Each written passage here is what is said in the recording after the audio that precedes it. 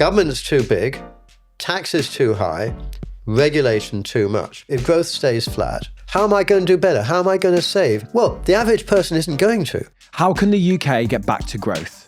Venture capitalist Jon Moynihan, appointed to the House of Lords by Liz Truss, tackles this in his 2-volume work, Return to Growth: How to Fix the Economy. Some people have advantages, don't they? So how would, someone that's like free market, libertarian, anti-regulation combat unfair, like these advantages? That's the whole point of capitalism. You take a risk and it goes wrong, go bust. There's people with it that are poor, that are smart, that don't do well, or that they're dumb rich people that do better than them. Do you know what I mean?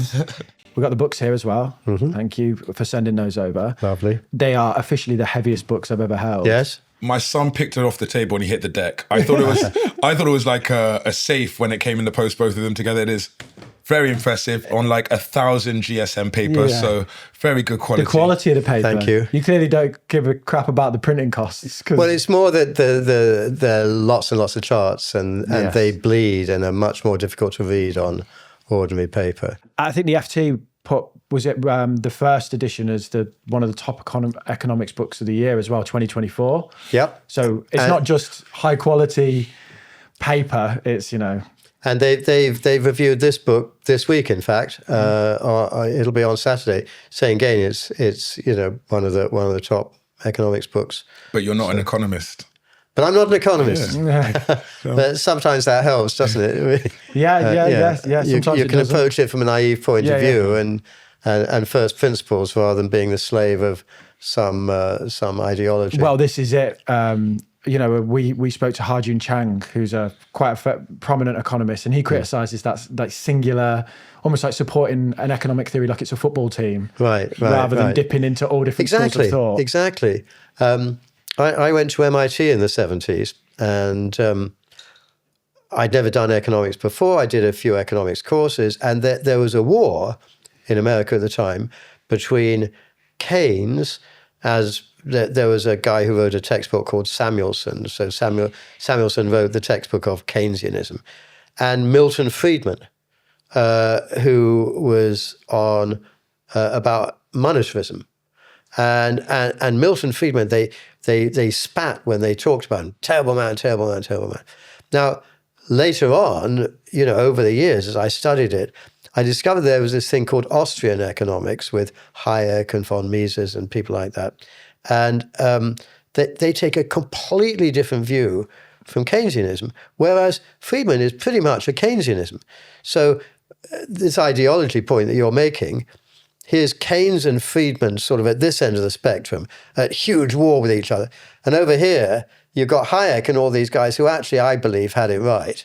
And I never even heard of them when I was at MIT. They didn't even mention that particular ideology. But it's as you say, people grab a particular ideology and that's all they want to talk about. Do you think the UK's made that mistake over the last few decades?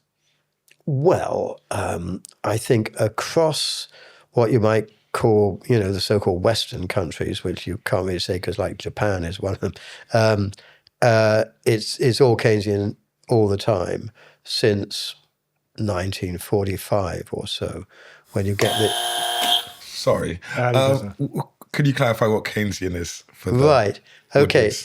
So Keynesianism, obviously, he's written zillions of books and you can't encapsulate it in a sentence. And as we said, I'm not an economist, but it basically looks on the demand side of things. How do you improve demand for goods? And so Keynesianism, to people like me, is constantly pouring money into the situation.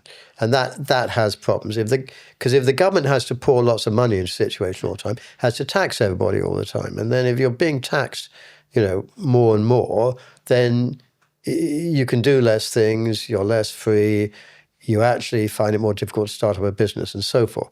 So going on the demand side, which is what Keynesianism is all about, and obviously it's millions of pages been written about this, to my sort of crowd, so I'm in an ideology, I suppose, just as much as anybody else. To my crowd, doesn't quite hit it. And we talk about the supply side. How do entrepreneurs start businesses? You know, how do you, as a government, help make a business successful, so the business can easily hire people and produce its goods and services easily and so forth. And so that's, as you'll see, particularly in the second volume of my book, that's the war. Which is more important? And obviously both sides are important, but the whole supply side has been left sort of ignored since at least the Second World War. So this is where we kind of want to start, really. The books are called Return to Growth, and there are discussion about just that. And I want to start by asking you a question. Why do you think growth is important for a Western economy, including Japan? Why should it be the pursuit of the economy? Well, about the first quarter of volume 1 talks about this, and it says that above all there is a moral aspect to growth. For a start, the rich part of the world that we live in is about 1/5 of the world, you know, of the population of the world. And I don't know what either of you guys have experienced in terms of being out there. I worked in what at that time they called the third world, now they call developing countries. It's just a different experience. The life expectancy is shorter. The health is more disastrous, the healthcare and the recovery from things like cancer, hopeless. All over the world, people are desperate for economic growth to live better lives. And that's for the 80% of the world that isn't in an advanced economy like ours. So anybody who says that we shouldn't grow the economy of the world enormously and is living in the kind of wonderful luxury, comparatively speaking, that we are, is immoral, straightforwardly. So it's a moral thing. But even in this country, let's say, you don't get no growth. If growth stays flat, that means all the aspiration that anybody has, all the aspiration that you guys talk about on your podcast, how am I going to do better? How am I going to save? How am I going to fulfill my desires and aims in life? Well, the average person isn't going to. Because if there's no growth, that means there's no growth per capita, which means that the average capita, the average person, is not going to get a raise for the rest of their lives. Some might. You guys will. You're bright, you know, moving forward. You've got a shtick. You're going to do very, very well. But every time you do slightly better, in a no-growth world, that means by definition, somebody else is doing worse. Somebody else is doing worse. And that's immoral. Now, since the Second World War till the turn of the century, well, actually for the last couple of 100 years, I mean, that no-growth world was what lived in this country for 600 years. So you were born, your father had a job, your mother didn't, because, you know, that was how it was then. The job your father had, you would get. And you would get the same job for the rest of your life, and then you'd die, and your kid would get that job. And you would earn the same salary every year that you would earn the year before, which was very, very little. But you never got a raise for all of your life. 600 years of that from, you know, I just take that from like 1150 to 1750. And then suddenly everything took off. And suddenly, year after year, there were more jobs, so you could choose a different job, that your salary went up every year. For the same job, you didn't have to do anything more, because what was happened was that the entrepreneurs were figuring out all these machines to make you more productive, so you were worth more and you would get more. And that carried on from 1750 to, you know, let's say the year 2000. With every year, more and more jobs in this country, every year, higher and higher wages for the same job, and lots of jobs that were really good jobs, so really good wages. And it was a sort of social compact that you're an ordinary person somewhere in this country, and you've got a family, or you're building a family, you get married, have kids, have a house, whatever. You could expect that each year you'd be able to fulfill your dreams by making a bit more, and you could expect that your children would have a decent job because the number of jobs was going up. All of that has stopped. Last 20 years, GDP per capita has essentially remained the same. Number of jobs not really going up, apart from low-paid jobs. And salaries not going up. The average wage has stayed the same for 20 years. This, in my view, is immoral. I think everybody's got the right to expect a decent life and to be able to build and so forth. And if you can only build your life on the back of somebody else who's going to get crushed by it because the pie isn't growing, and so if you take more of the pie, somebody else takes less, I think that's awful when we know that it's not necessary. So I went out and I just looked through all the literature and read and read and read. And it's basically three things. Government's too big, taxes too high, regulation too much. And in fact, I've come to believe, sort of since writing the book, that it's regulation that's the worst of them all, because the regulation comes from a point of view that says we know best. This guy Hayek wrote a book called The Fatal Conceit. And the fatal conceit is the idea that governments know best, that there's a crowd of Illuminati, incredibly clever people at the top who know what's best for society and can order it. Any kind of problem, they come up with, they say, well, there ought to be a law against this. And money needs to be spent to solve this. And we need a regulator to make sure that going forward, none of that happens. And so in the last, sort of since the turn of the century, there's been this explosion in regulators, this explosion of laws, and this explosion of money being spent on various problems in society. And every single case you look at, it seems absolutely fair. Yeah, that's a problem. We should be spending money on it. And it's not until you see the consequences of this, because there's always the idea that, okay, if we do this, there's no downside. Obviously, we're just being good people. But there always is a downside. And if we spend money on it, it's good money to spend. But this idea that governments know better how to spend the money than individuals know how to spend the money. If you were given the choice of, here's £1,000, would you like the government to spend it on you?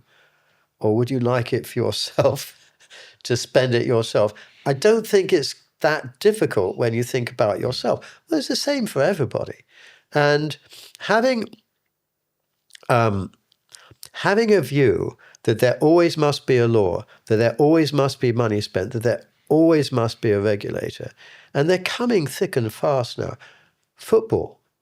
A football regulator is about to be introduced to the world. And this was amazingly a conservative idea that the Labour government have now taken and added all sorts of additional appalling bells and whistles to it. Because of course you need a football regulator. And the thing that initiated it was that 6 top teams talked about going into the European, some new Super League. Super League for all the very wealthy teams like Chelsea and a few others. Why did you mention Chelsea? Because it's my team, and we're the best. Stage choice. And we're the pride of London. Nobody team. We are the pride of London. Pride of London. Yes, we are. Yeah, we managed to beat Leicester 1-0. Well, Man City. Are you both Chelsea boys, are you? I first went to Chelsea at Stamford Bridge in 1958 to see Jimmy Greaves. Wow. So I have a... You're a proper Chelsea boy. He turned up when the money did. Stop it, behave, mate. I've got basically Russian. I've got Gianfranco Zola's signed autograph. I've got Frank Lampard's shirt. I'm an old school Chelsea fan. I met some chap in the gents there who'd been going since 1933. Wow. Now, if he was 5 then, that would make him 97 years old now. And he was still there. Still there. Wow. Yeah. So anyway, winding back to the football regulator, when this Super League was announced, the fans went berserk. Yeah. And within 2 days, they'd given up the idea. But immediately the Conservatives said, let's have a football regulator. And now, of course, Labour, who are much more keen on that sort of thing too, have said, yeah, that was a great idea. Let's keep on with that one. Now, you didn't need a football regulator to stop that from happening. You needed the fans. The one other thing they talk about is how Bury Football Club went bust because some owner spent too much money, got too ambitious, and it went bust. Well, okay, Bury Football Club is still there. It's dropped about 3 divisions down the league, and it has to work its way back up again, just like Rangers went bust. But that's what happens in capitalism. People take risks, and some of the risks pay off, and some of them don't, and that's how we proceed. Can I play a bit of like a devil's advocate and point out some things with football that might be good examples? So sponsorship within football clubs, I find pretty... There's some shit sponsors on the front of shirts, like who? Scams. Lots of betting. Lots Wonga, of betting. Wonga were on them. Yeah, payday OKX, loans. Crypto companies. Basically, and like it's kids wearing these shirts and they're influential. If they could have fag packets on the front, they would. And do you not think that there should be regulatory oversight over like the quality of the sponsorship and the money that's in the game? Well, I don't think if you're going to ban certain things on the front of shirts, you need a regulator to do that. So I'm pretty libertarian in as much as, okay, there may be some things that you don't want to have on the front of a shirt. You might not want to have extreme pornography. Or if you believe that banning cigarette advertising is good, ban that. But if you say, oh, football's a special thing and we're going to ban lots of things there because of its role in society or something like that, for a start, you're not recognizing how football got to be there in the first place. And the Premier League didn't happen out of accident. It was built up very carefully by business people, like it or not, who did a brilliant job, so that we now get the best players in the world coming to play here, all those salaries. And very quickly, we could lose all of that if you regulate too much. Because for a start, if you're not making as much money as a football club, you can't afford those footballers. Then they go off to Real Madrid or Valencia or whatever. Saudi Or League. Saudi. You get paid like $1.5 million a week. Yeah. What about though, so an argument that a regulator would say is that they give consumers confidence in product quality. Would you want your kid to play with an unregulated toy, knowing like it's got mercury I in it? don't say you shouldn't have no regulators. But for example, moving to another kind of regulator, clinical trials. A big part of the economy was because we got lots of great scientists, lots of great hospitals, lots of pharmaceutical companies here. So we got all the ingredients. And at the turn of the century, we had about 12% of the entire global market for clinical trials.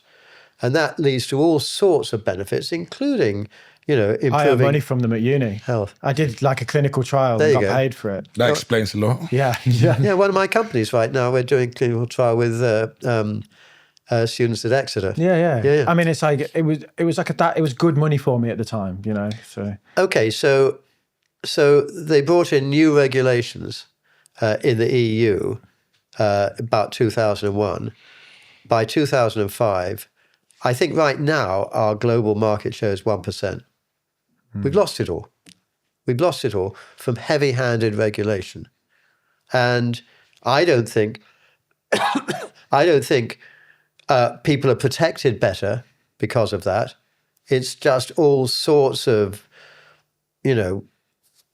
really annoying regulations, stipulations, permissions, and so forth. That in the end, I mean, it's a good example of how we may have had Brexit, but we haven't changed the rules whatsoever to go back to where we were before. So a little quiz for you. Do you know what any of these things mean? ISO 27001, SOC 2, the EU AI Act, or DORA? If not, no worries, but if you do, it probably means you work for a company that cares about security and compliance. If you're a growing business today, you have to prove that you comply with security and privacy frameworks like these, and GDPR, so that you can land big deals and grow your business. But the problem is, achieving and then maintaining compliance with these frameworks is time-consuming and complicated. This is where our partner Vanta can help your business. Vanta automates up to 90% of the work and 85% of the associated costs for in-demand frameworks. So if you want to prove that you're secure and compliant, check out Vanta. You can also get $1,000 off Vanta if you go to vanta.com/making money. So that's vanta.com/making money for $1,000 off, and there's a link in the description for you. Let's go to too much regulation is a bad thing. What about 2008, where a lack of oversight and regulation led to the financial markets collapsing? There are various arguments about that. I think it, in a way, was too much or the wrong kind of regulation. One of the things that went wrong in 2008 was that they allowed all those banks in this country to stay whole, right? Now, you had a savings and loans crisis in 1990 in America, where a bunch of banks had overlent into the property sector. You have a thing called Chapter 10 in America, which is the way people go bankrupt. And it allows for incredibly quick conversion of assets into a new structure. So in the savings loans crisis, all the equity holders get wiped out. So if you had shares in one of those thrifts, as they're called, the shares are worth nothing. That's the first tranche of ownership. Second tranche is bonds. So bonds take priority over shareholders. And normally, the value of the bonds was about half of it was wiped out in one of those things. So now the bondholders, their bonds are only worth half enough, but they now own the company, right? Because the equity holders, bye-bye. Bondholders, they're now there. You quickly turn them around, and now the bondholders on the Monday morning open up the thrift with another name on it. But all of the deposit holders, who are more protected than the bondholders, they're made safe by those tranches of bond and equity, and they didn't lose anything. Chapter 10, very quick turnaround of bankruptcy. We didn't have that here. You'd have let banks go bust, essentially. Absolutely. That's the whole point of capitalism. You take a risk and it goes wrong, go bust. No too big to fail. Bury Football Club, no too big to fail, exactly. Now, the fact that we kept them whole, have you heard of someone called Fred Goodwin? Fred the Shred. Fred the Shred. Yeah. He was the RBS? Chief Executive Officer of RBS. Did some really foolish things. Mm-hmm. He got into size of banking he knew nothing about, and they went bust as a result. Well, not making sure that RBS didn't go bust meant that the entire pension fund was kept whole. Fred's pension, I think, was like £700,000 a year. Kept whole. And by the way, growing with inflation, I think. So now it'll be well over $1 million a year. He'll still be alive, still making all this money. And he was allowed to do that because of the decisions made by, I think, Alistair Darling and a guy who was a very good governor of the Bank of England, apart from this, Mervyn King. They were just given a weekend to sort it out. They didn't have Chapter 10 to help them. So they just said, screw it, we'll just keep the whole thing whole, and we'll find a way to, we'll just bail them out, and the British people will own, 3/4 of RBS, whatever it was. Wrong, wrong, wrong. Got to let things go bust. Got to make people understand that if they're going to participate in a risk-taking system, they got to worry about their risks, and that includes depositors. One area or justification of the bailout was to protect consumer confidence in banks, in these high street banks, because if people heard RBS was going bust, they'd just be running. It's like a Northern Rock kind of situation, wasn't it? Yeah. So how are you getting around that? Because I think too big to fail from a banks are all connected global like financial system, but then there's also Mr. and Mrs. British person who would be like, oh my God, I'm about to lose. Well, how has it worked out since then?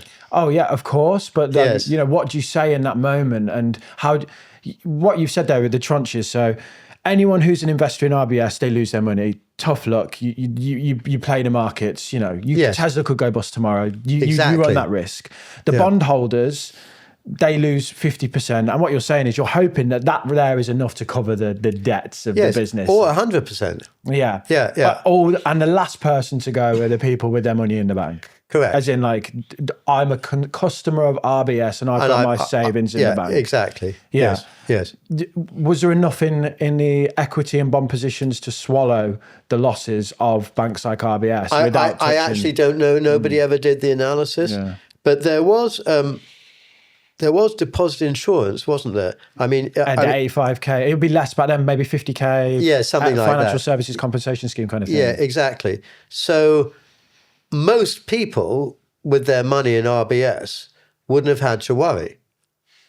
It would just be the people, with over 100,000 or whatever in there who might have problems. And this was the problem. I mean, you go back to Northern Rock. The whole liquidity of the banking system froze up. And Northern Rock had a system where they had to refinance the mortgages they had done every couple of years. It was a very foolish system. But most of the building societies in the UK, Alliance and Leicester, all of those had the same problem. And it just so happened that Northern Rock was the first up to the window of the market when the whole market froze up, because everybody was worried. They didn't know who was busted. 110% mortgages. They were like, these guys have given away more than they. I know. They've been chucking money at people, weren't Crazy. they? Everybody was doing it, and so Northern Rock come in and say we need a couple of billion from the market to finance these refinancing mortgages. And they can't get any money. And everybody hears about this and they're accused around the block, like you mentioned.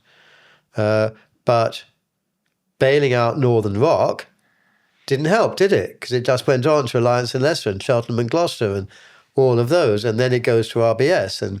And so at some point, that is all because back in the day, nobody put a proper system in for quick turnaround of bankrupt banks. Would that be a regulator? Excuse. It probably would, and it would be one of the. Well, it would be legislation. Chapter 10 would just be legislation across the country of the bankruptcy code. I don't think you necessarily have a regulator beyond maybe the Bank of England. I don't know, to do that. But it didn't work. That bailout didn't work. No, people will agree. And I think there's a lot of people, even today, COVID, lots of small businesses went under of normal, hardworking people whose taxes were used to bail out the banks. And yes, there was support for certain areas, hospitality, but even they were, my partner in the beauty industry, She tattoos eyebrows on people and Yes. stuff. She was told to shut down very first, and she was open last, and she got no support, even though she wears full PPE at all points, and she's in like a sterile environment because she's doing tattoos. So actually, she's one of the safest places to be from, but she, without me being there, the business just went under. So I can see why people would go, let the banks burn, I can see why people would say that. I wonder what the second order effects are though, because I wonder if some of the bondholders are other banks and you wipe them out and then they all start going, was it a line of dominoes where they were like, we just can't let this fall? And that's an unfortunate That was what they were afraid of, system. but I don't think that it would have been the case. Mm-hmm.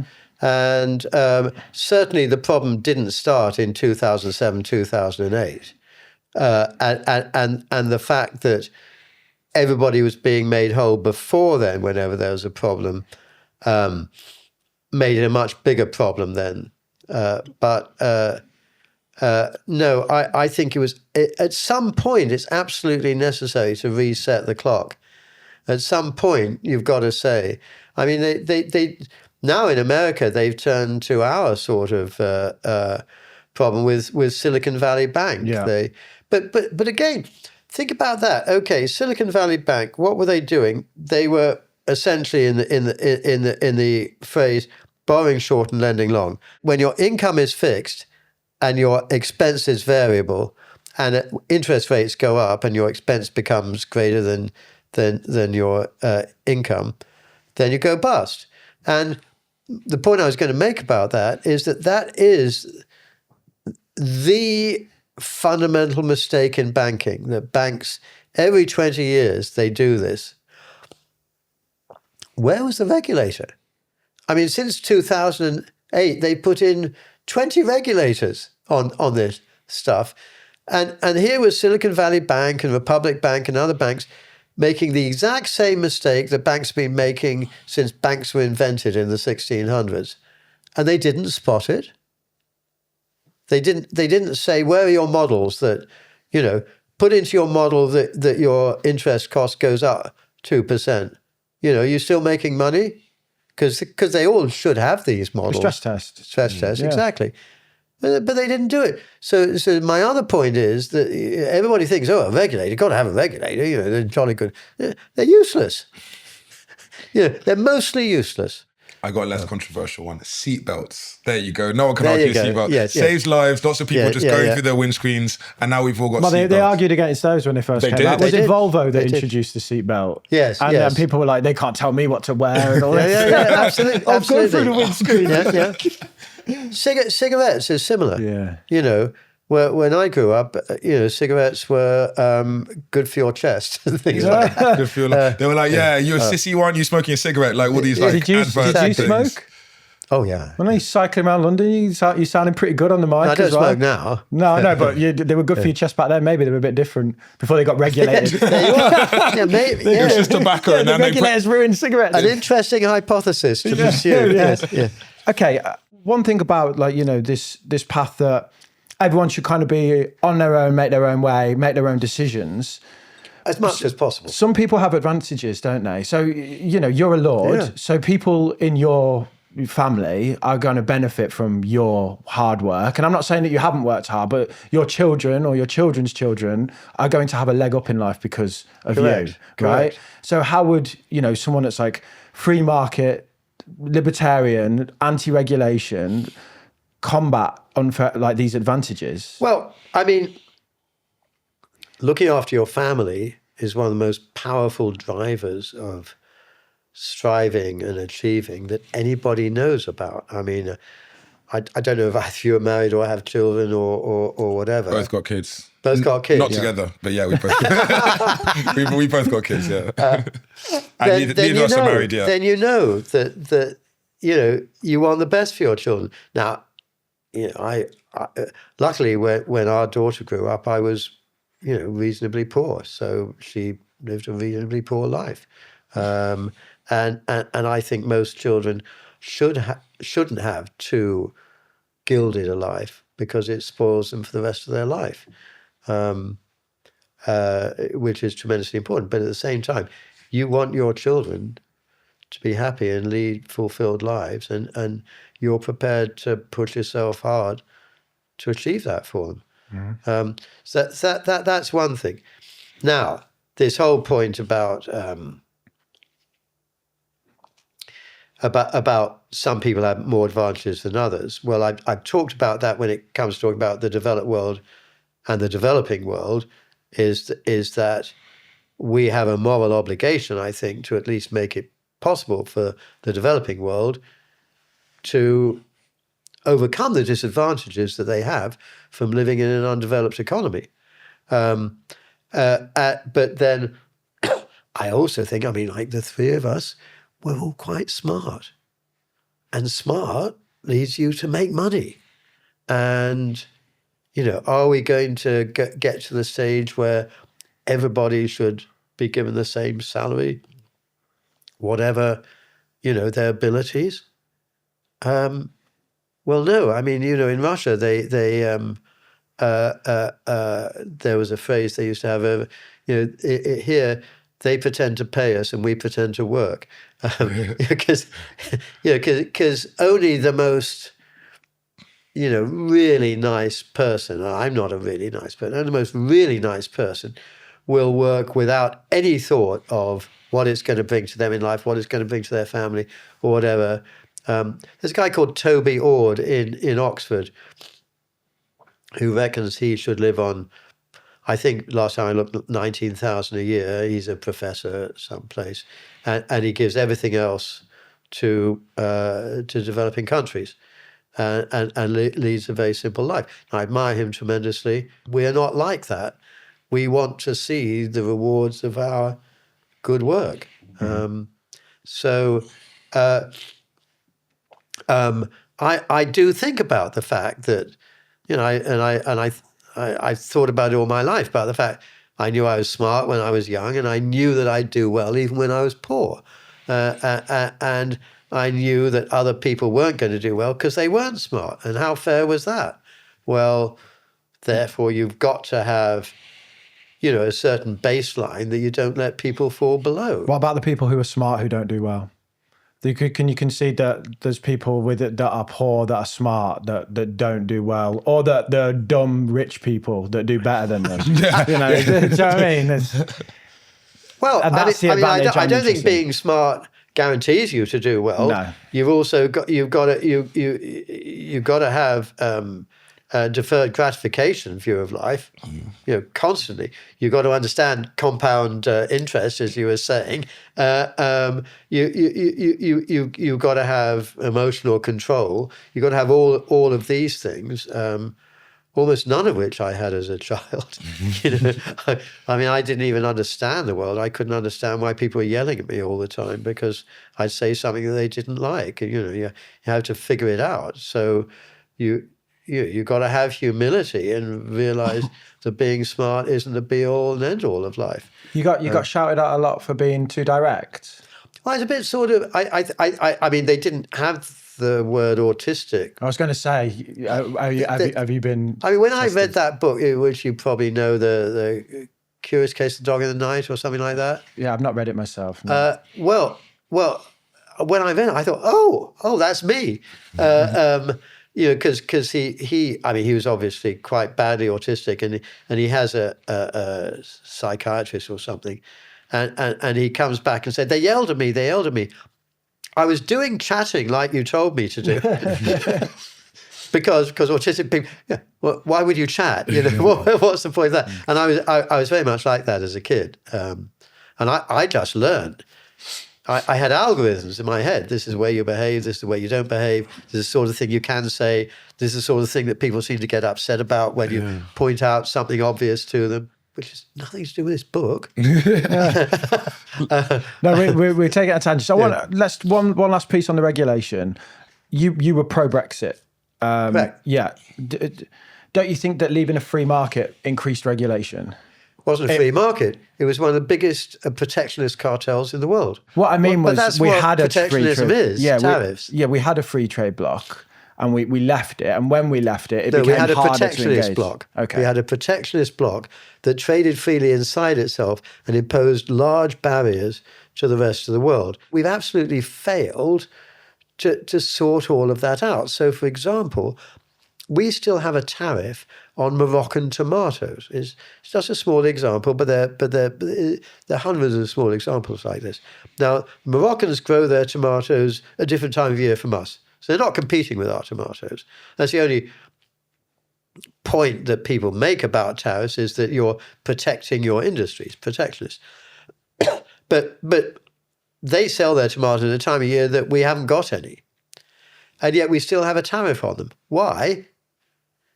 Because we've inherited that from the EU and we haven't gotten rid of it. Why? We charge Moroccans a tariff for selling us tomatoes that we need. Why? It's in order to make those tomatoes the same price as Spanish tomatoes inside the EU. Why are we doing that? And then we come up with all these things. Hormone-fed beef. Well, I don't think Argentina has hormone-fed beef, but whether it does or not is absolute nonsense. Oh, chlorine-washed chicken to stop us from importing chicken from America. All these noises that are just protectionist. And you know, most of our beef that we eat in this country is imported from abroad, but it's imported from places like France and Ireland, inside the EU's protectionist tariff. And so they're expensive. It'd be a lot cheaper if we just got rid of all those tariffs. So the issue is that the world is becoming more protectionist, right? America is becoming more protectionist. So with a free trade ideology going to meet with this protectionist world? I mean, in the second book, there's a whole chapter on free trade and shows why it's the way actually to prosperity in a country. And the tariffs that Trump has started introducing are crazy. And that's why the stock market has gone down right now, because world trade is going to go down. And I sold out of all my shares a few weeks ago as soon as it became clear that Trump was going to impose these tariffs, because it was the stock market was bound to go down. And it's really bad. It's really bad. Now, don't forget, by the way, that he's doing it. He's saying, well, that's what you've been doing over in the European Union all this time. You've had all these tariffs. Stop complaining. I'm just going to do the same as you. Ignore the little nuances in that. But either way, it's bad, bad, bad. And I think I make a very good case saying, get rid of tariffs. Get rid of tariffs. And your country, New Zealand did that. And, because they were protecting all their agricultural goods, they got rid of all tariffs. Everybody said it was going to be a disaster. In fact, New Zealand has grown a lot in prosperity, and nobody is now arguing in New Zealand to go back to tariffs. And it's the same across the world. Get rid of tariffs, and we will all benefit from that. One of the goals of personal finance is to take the money that we earn and to put it to work, so that one day we can hopefully stop working.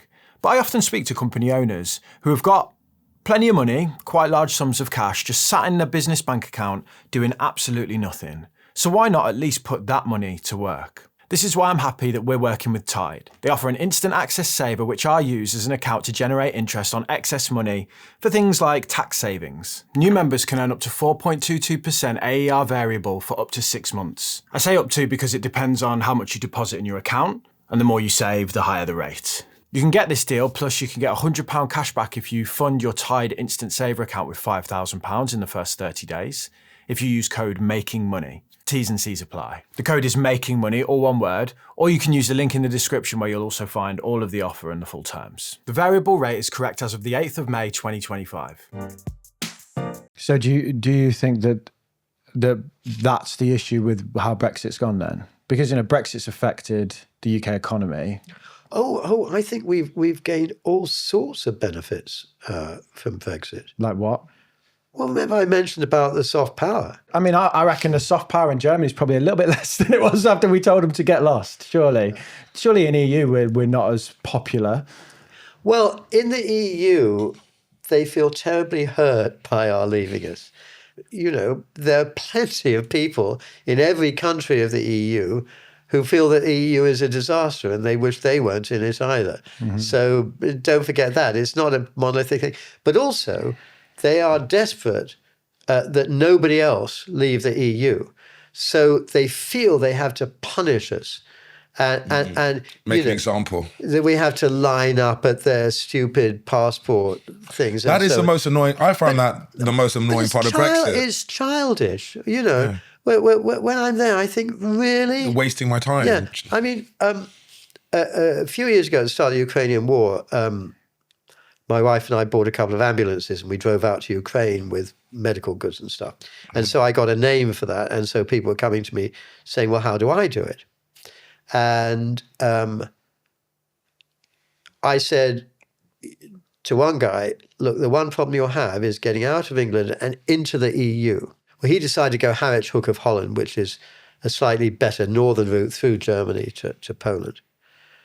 And in fact, the Dutch have people at Harwich, customs people. And he had stuffed his ambulance full of medical goods and so forth. And the Dutch guy said, you're going to have to empty that and you're going to have to fill in a form for every single item you've got. Don't forget, this was maybe, he would have been about 6 weeks into the war when we were all saying, we've got to, help this poor country. And the guy said, come on. And he said, well, you shouldn't have done Brexit. But it's this childish thing and they've got to get over it. And I wish we had a prime minister who actually lectured the EU and said, come on, guys, we're your friends. Yeah. We go back. We've helped you, you've helped us. Stop this. I mean, in fact, about a year ago, I was so fed up with people saying, tell me one thing that Brexit's got, that I went... You got a cue card? I went and I just wrote up a quick random list. That was... It's one-sided. 22 random Brexit. Cash, 350 million a week in cash. Yeah. Ukraine. What do you mean? Well, we were the very first people to go and help Ukraine. We didn't have to summon the Council of Nations and so forth. Boris went straight off to Kiev and our ambassador did flee the country, which I thought was a bit feeble. What are your favourites? Like, what are your favourite benefits? So we don't have to go through them all. I'll add there's 22 on there. So you see quite a lot of benefits. That was written when? It was a long time ago that I wrote that. Autumn 2023. I love this. Yeah. You've even put a little. Is that you in a suit in the corner there? Yeah, there we are. That's me in my dressing gown. Yeah. So good. Can I hold out? Is that in focus?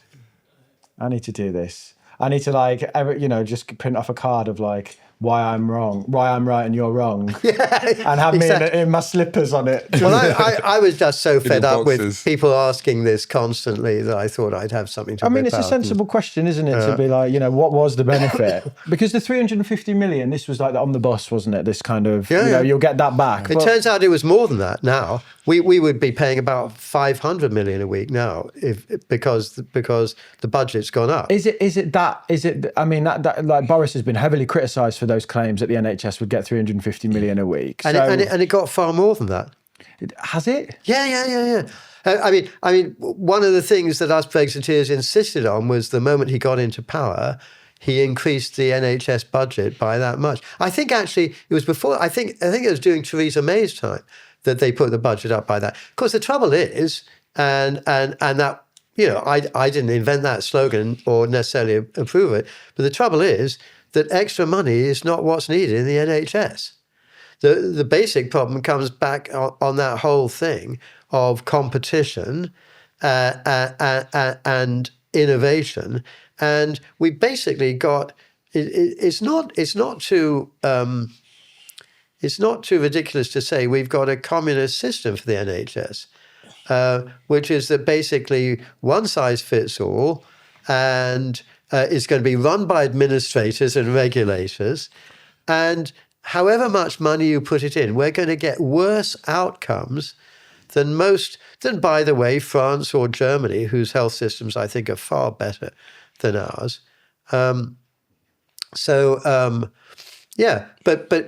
But that was a slam dunk that we were going to no longer have to give that money to the EU. I think did Germany spend a similar amount to us? No, it spends more. In my book, I show that On they the spend NHS? more. Yeah. It's 13%. We spend 12. Yeah. So, I mean, 1% is not that meaningful. Yeah, but yeah. It's not how much you pay, it's how they're organised. How it's managed. They are private sector. You can choose between 6 insurance companies, and the insurance companies compete with each other to produce better outcomes.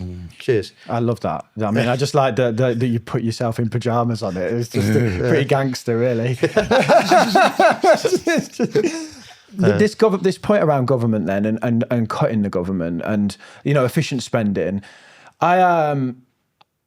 like austerity felt like cuts, to government spending. Have we not been through a cycle of cuts? It may have felt like cuts, but it was in fact more spending every year. But in real terms, it was the lowest spend. And, when you look at the infrastructure of the country, I think people would say that not much money's been spent on it. Well, all this book suggests is that we get back to the position at the beginning of Tony Blair's government. So I'm not being wild. I'm saying that at the time when Tony Blair started out, government was about 50% smaller as a percentage of GDP than it is now. And at that point, we were the fastest growing, best economy in Europe. We had relatively low taxes, because the trouble is, if you've got that expenditure that it felt so horrible not to get during austerity, if you've got that expenditure, then you've got to have those taxes. And if you've got those taxes, well, do you have friends that you have who have left the country? Because they all are. Yeah. All the strivers, the high achievers. I don't want that. You don't want that. But they're all leaving. Not all of them. I'm here. No, true enough. But a lot of them are. You're a bit of a slacker, though. No, so many. And it's not billionaires and non-doms and all these convenient hate figures. It's hairdressers. It's real estate agents. It's accountants. They're all going off elsewhere, in particular to Dubai, which when you go there, it seems like they're more Brits than Arabs. 3 of my British friends moved to Dubai in the last year. Exactly, Yeah, and why? One of them. And they're not slackers, right? No, they all got very good jobs, very well paid jobs. One's interior design, one's a lawyer, and her husband's engineer. And the tax is a fraction of what we pay here. A lot of slave labour in Dubai, though.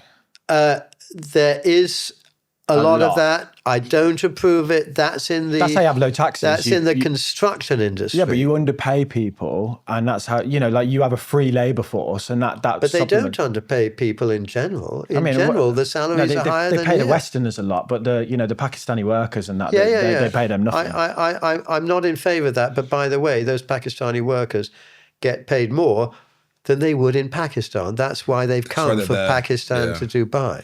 I don't like anecdotal evidence because it leads to you going, I know 3 guys that have left to Dubai and that means the whole world's gone. I've got anecdotally, I had an incident where I was attacked on a night out by a random stranger, just punched me in the side of the head. It's why I got a scar here now.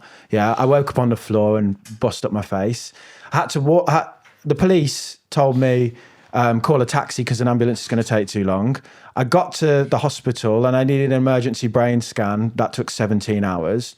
It took a year for it to go to court, and the guy was given a suspended sentence because there's no space in the prisons, and he's never paid a penny of the fine that he was. But they can't chase him because they've not got the resources.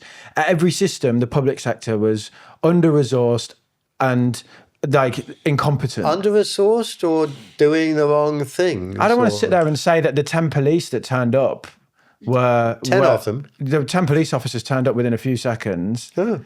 They were there, but then they were like, you won't get an ambulance because there's not enough ambulances. But why did they need 10 police? Well, I don't. What I'm saying is, I don't know. Yeah. What I mean is, they were there, and I don't want to say that people on the ground are doing their jobs badly. I don't want to say that in that hospital, the doctors were going, oh, let's just shove our thumbs up our asses and sit here and let all the people that need a brain scan wait. They were saying there's not enough scanners. There's one scanner and it takes an hour, and you've got to, you know what I mean? And there's 15 guys in this room that need a brain scan. Well, look,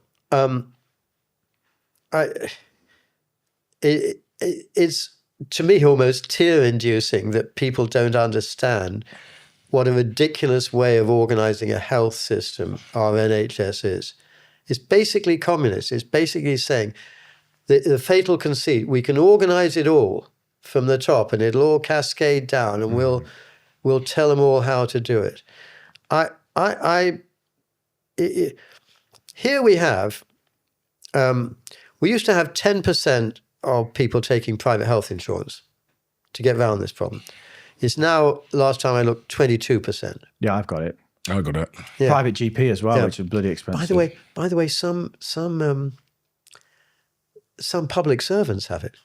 All the people in the Bank of England have private health insurance. Yeah. That's a great, vote of confidence in the national health system. I would love my money back for what I'm giving to just because I've paid for my private, because I pay twice. But in America, 90% of people have private health insurance. Now, the 10%, the states spend a lot of money on and still fail in certain respects. But for example, everybody over 65 gets free health insurance. Everybody over 65 gets free prescriptions and so forth. So it's not too bad. But they're a poor health society. The Americans are not the bastions of health. They're poor health in certain areas. Their life expectancy is lowest in the OECD. Life expectancy lower, but that's because there's a lot more murder and a lot more burgers. Well, so for example, as I discuss in the book, child mortality is much higher in the States. And you think, well, that's terrible. But a lot of that is because in their statistics, they count deaths in the first 24 hours as child mortality. And here, as I understand it, we don't. You have to die 1 day or older to be included in the child mortality effect. Now, of course, you think, well, that's just a small thing. But of course, it lowers average mortality an awful lot if a whole bunch of children only lived 1 day. and then you throw in the murders and a bunch of young men mostly dying in, ages 17 to 21. Take all of that out. You would want your healthcare to be in America, not here. Now, for example, on this scan thing, I was in America some months ago and I had to go for a scan. You go in, it takes your picture. You don't even have to check in. You just type your name. It's got all your records in there already. You sit there for 5 minutes. They take you into the scan. You're out 20 minutes later and you're gone home. And there are a lot of people in that waiting room with me. I don't know enough about that system to comment, but I see people moan about the fact that their drugs have become so expensive that they can't access them, that people go into hospital and because they're not insured, they're turned away for treatment. I don't know enough about the American health system to comment. I just hear criticism of it, but I hear a lot of criticism of the NHS as well. I promise you there are lots of things wrong with the American system, but you prefer it to here. I mean, it's back to regulation. I believe that doctors should run health systems, and that's mostly in America, it's the doctors who are in charge. Here we've said it's going to be the administrators who are in charge. And now I think there are more administrators than medical staff in the NHS because they just build their regulatory system and their way of doing things. Coming on to taxation, because obviously you're pro low tax regime, but you said interestingly that you think VAT is something that could be increased. Yes. Because it's a tax on consumers. Yes. Not business. Well, of course, the less you spend, the less you have to tax. So if you've got to be a really low spend government, then you wouldn't have to increase any taxes. But what I talk about in this book is what helps economic growth more and what helps economic growth less. And what both the Conservative and the Labour governments have done over the past few years is increase taxes on business. So NIC, I mean, in your operation here, I assume you pay a few salaries. You've had to increase. Sweatshop this. I'm on that free labour. Well, that's fine. We're running it from a shell in Dubai. Dubai calls. But in general, people running small businesses are being killed by this NIC increase. And whereas they were thinking of hiring another person, over the next few months, now they're thinking of firing somebody over the next few months. So all these costs on business, and the fact that we put corporation tax up because those filthy corporations, they should pay more tax. Well, no, mate, that's the employer, who now can't employ so many people because they're having to pay more tax. Those are the worst kinds of taxes to charge. And the least bad, it's not that they're good, it's that they're the least bad, are consumption taxes. And VAT is the classic consumption tax. And if you look at a chart, we only charge VAT on about half the goods and services that we could charge it on. And interestingly, you look at a country like Denmark, which is right at the top of the heap in terms of the services it provides to its people, quite large government. They charge VAT on almost 100%. So you mean like kids' clothes, food, these kind of the things where we almost protect them from VAT? Yes, that we say, oh no, you can't possibly charge VAT on that. And I couldn't reel off the list to you, but I'm sure it's not all of them are so tear-jerking as kids' clothes. Anyway, Denmark says all of them, right? And its economic growth is quite good, even though it's got a large government. But it's because the taxes that it charges are the least bad on economic growth. And I think in my book, I say, well, if you charge VAT on everything, you might be able to get the overall rate of VAT down. I can't remember. I hope I'm not lying here. But I think that's what I say. The VAT system is a mess. I think it's like, Jaffa cakes and like biscuits and it is a mess.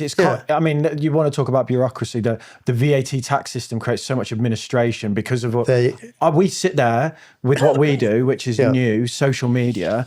And what I essentially do is I bring money from outside of the UK into the UK because most of our clients are American, because it's Google. It's like it's ads. And then, so you're an export. Yeah, trying to think, and you think you would protect our industries, but we can't even get classification. People don't even know what we do. There's no like social media influencer VAT stamp, the number, and trying to work out what we should charge and what we shouldn't. Yeah. We have to hire accountants just to scratch their heads to think, so I do agree it's a mess. I wonder, my challenge is, should consumers pay more of a burden? Because through fiscal drag, so through the holding of their tax bands at the levels that they have, the general public have already been rinsed through tax. Should we not look at, say, like wealth taxes? Should we not look at council tax? These kind of things as better places to raise revenue? Well, I refer you to my earlier answer about Dubai and Monte Carlo and New York. And you can't take your house to Dubai. Australia. You can't, but you can sell it. Yeah, good. Well, whoever buys it. And then go off to Dubai. Yeah, but what I mean is the council tax is, the door... I actually agree with the council tax. The bigger houses, and I got one, should be charged more. I agree with that. But a wealth tax in general... Oh, yeah. So France tried imposing that. I think they charge 1% a year, and immediately 46,000 very rich people left... and their taxes went. I think when I say wealth tax, I think like council tax is a wealth tax. It's just regressive at the minute because it's not been revalued and restructured to be a wealth tax. But it's perfect because you can't take the house with you, and if you want to live in it, you pay the tax. I mean, probably if I was an absolutist on my position, I would say no. I only use the same services as anybody else does, so I shouldn't pay any more council tax than the meanest hovel. But I think, in solidarity with everybody in my neighborhood, I should be paying more than they should. But not as much as him, obviously. Yeah. Yeah, I mean, go on. I was gonna say the council tax thing. We've talked about it a few times, and everyone seems to agree that it's logical. Left and right. Left and right, it makes sense. So Yeah. why? Like we're struggling Why with are we not growth. doing it? I don't Keir know. Starmer said growth. We've got no growth, and then we've got all these maneuvers to change growth and make simple changes. No one's going to complain if we adjust the council tax slightly. If we start tripling it, then people are going to get upset. But if we make it a bit more relative to the size of your property, Yes. If you've got a flat, £50 million house, yeah, and you've got a little flat that you're renting, then you shouldn't be paying the same. I mean, I don't disagree, and it is bizarre in this, as in so many other things, why they aren't doing it. But it's also bizarre why most of what Rachel Reeves is doing seems precisely oriented towards reducing growth. Because it's economic growth that makes us all rich, that makes us not mind so much having to pay these taxes and so forth. Yet in her finance bills, like with the increase of NIC, it just seems designed to reduce employment and so forth. It's quite difficult to understand because it's all fairly straightforward. And I haven't spoken to a single person who disagreed with what's in these books. I didn't set out to be particularly clever. I'm just sort of summarising what other people said. But people of all parties have come to me and said, that's absolutely right. And in all the reviews of the book, when even in some left-wing papers, they say, "Oh, Rachel Reeves should read this book." Have you sent it to her? Well, I was wondering. I thought It's still moving through the post. It's that heavy. I thought she might think it a troll. I wouldn't want to, throw it out a window. You get need a done for thing. assault. Yeah, brick her window with volume 1. Great. Well, thank you so much for your good. time. No, thanks for being two great guys. It was really enjoyable. No, it's great. It's great. If you have a limited company, then your finances become all the more complicated because now you have other decisions to make. Like, what's the most tax efficient way to pay yourself? What's the best approach with your pension? How can you use the excess money that's in your business to build more wealth? I face these kinds of problems in my own business all of the time. So I've started my own service to help company owners out. You can get guidance from qualified financial advisors who will help you make the most of the money that's in your business. You pay a flat fee for that unlimited guidance and you can pay it through your business as well, so it's really tax efficient. If you're a company owner and you want to make better use of your money, you can learn more about this from the link in the description.